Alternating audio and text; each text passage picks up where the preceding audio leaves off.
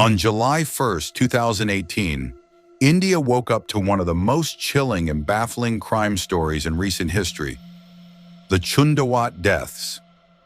11 members of the Bhatia family were found deceased in their home in Burari, a neighborhood in North Delhi.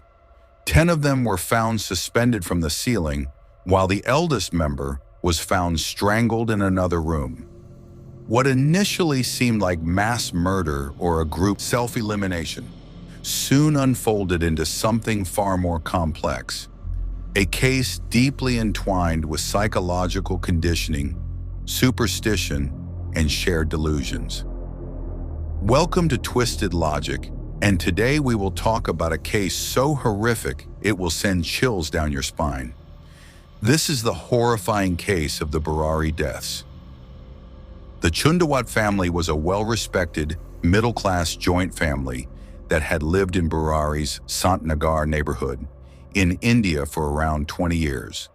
The family consisted of Narayani Devi, age 80, the matriarch of the family; Bhavnesh, age 50, elder son of Narayani Devi; Savita, age 48, Bhavnesh's wife; Neetu, age 25, Monu, age 23, and Dhruv, age 15, Bhavnesh and Savita's children's; Lalit, age 45, younger son of Narayani Devi; Tina, age 42, Lalit's wife; Shivam, age 15, Lalit and Tina's son; Pratibha, age 57, widowed daughter of Narayani Devi; and Priyanka, age 33, Pratibha's daughter who was recently engaged.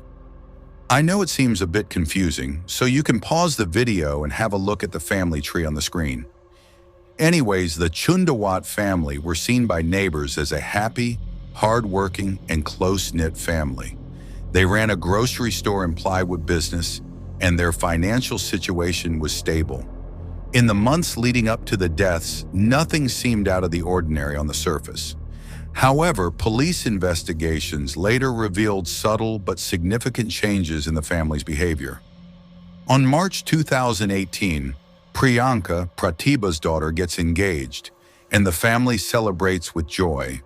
But on the morning of July 1st, 2018, just 5 months after the engagement, a neighbor, Gursharan Singh, finds the front door open, which was fairly unusual, so he slowly walked his way inside the house. But what he saw there was something straight out of a horror movie. There he discovers the bodies suspended in a circular formation. He raised an alert by calling other neighbors, and soon the police arrived at the scene. 10 of the 11 people, 2 men, 6 women, and 2 teens, were found suspended from a mesh in their ceiling in the hallway, all close together. Their faces were wrapped almost entirely, ears plugged with cotton, mouths taped, and hands tied behind the back. There were 5 stools, probably shared by the 10 members. Their faces were covered with cloth pieces cut from a single bedsheet. The grandmother, 80-year-old Narayani Devi, was found deceased in another room. It appeared that she had been strangled. Tommy, the pet dog of the family, was the only survivor in the house. He was chained on the terrace and had a high fever. Evidence found in the house pointed to mass self-elimination for occult reasons. Post-mortem examination of the bodies found no signs of struggle. Due to the public nature of the case, pressure from hardline groups, and accusations of cover-up from relatives, police initially recorded the case as a murder and investigated the possibility of a murder motivated by non-occult reasons. Police found 11 diaries in the house. All of them were maintained for 11 years. Details written in the diaries match how the bodies were found, with their faces covered, mouths taped, and cotton balls in ears. The bodies were discovered in a way that would represent a tree and its branches, which is what the diaries also state.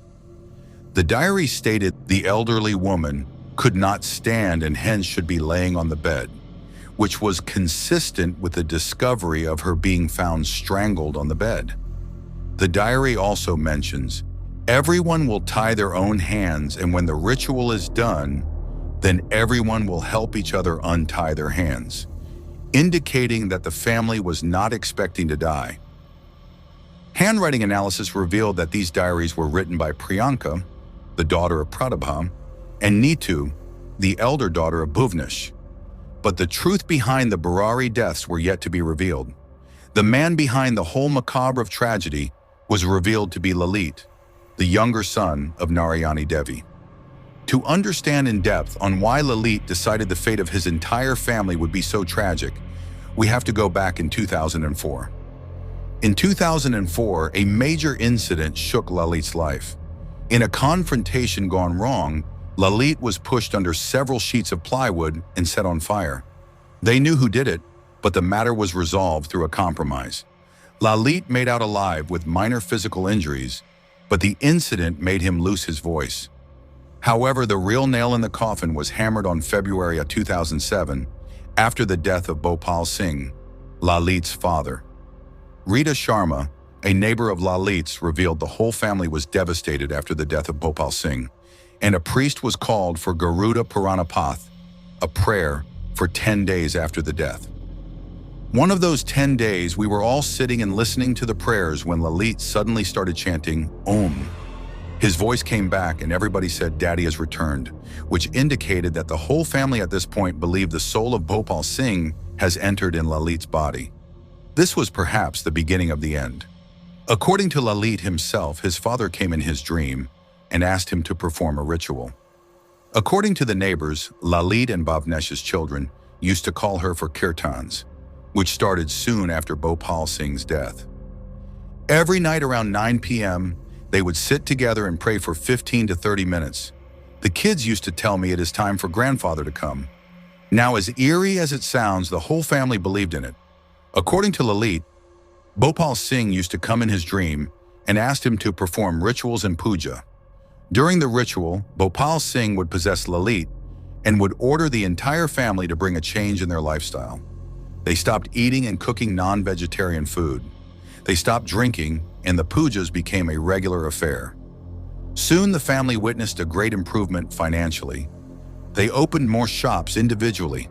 The two brothers were also planning to set up a business together and were also adding floors to their building. It was not a doubt that the family believed that it was Bhopal Singh who blessed them with good fortune through Lalit, as it was mentioned throughout the diaries. The diaries were filled with instructions in a strict, almost scolding tone for all the family members to follow. They dictated the daily routine of the members, including their eating habits and other mundane activities, for financial and general betterment of the family. The notes appear to have a major bearing on the way all members of the family lived their lives. In the last and final page of the diary, Lalit mentioned that Bhopal Singh communicated with him and asked the entire family to perform Bad Tapasya, a ritual where they would suspend themselves resembling a banyan tree, which would go on for 7 days. But as you all would know by now, things went horribly wrong, and at the end, all that's left was curiosity and questions. Questions on how did the family members, including 15 and 25-year-olds, agreed to tie a noose around their neck and believe they would survive the alleged ritual? Question of how a man probably dealing with a serious delusion was able to make everyone believe that he was speaking the words of his father. I guess the questions will never be answered, and the case will always be surrounded by the shroud of mysteries.